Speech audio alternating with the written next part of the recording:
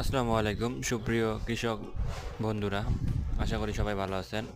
আজকে আমরা মরিচ গাছের ঢলে পড়া রোগের জন্য যে ওষুধগুলো ব্যবহার করতে পারি সে বিষয় নিয়ে আজকে কথা বলবো। মরিচ গাছ ঢলে পড়া রোগ দুই ধরনের হতে পারে, ব্যাকটেরিয়াজনিত রোগ এবং স্টক করে। মরিচে গাছ ঢলে পড়া রোগটি আসলে অত্যন্ত একটি খারাপ রোগ, যেটা ধরলে মরিচের প্রজেক্ট অনেক লস হতে পারে। তো সে বিষয় নিয়ে আজকে একটা ভিডিও দিব আপনাদের কাছে, যে ওষুধগুলো ব্যবহার করলে আপনারা মরিচ গাছ ঢলে পড়া রোগ থেকে বিরত থাকতে পারবেন।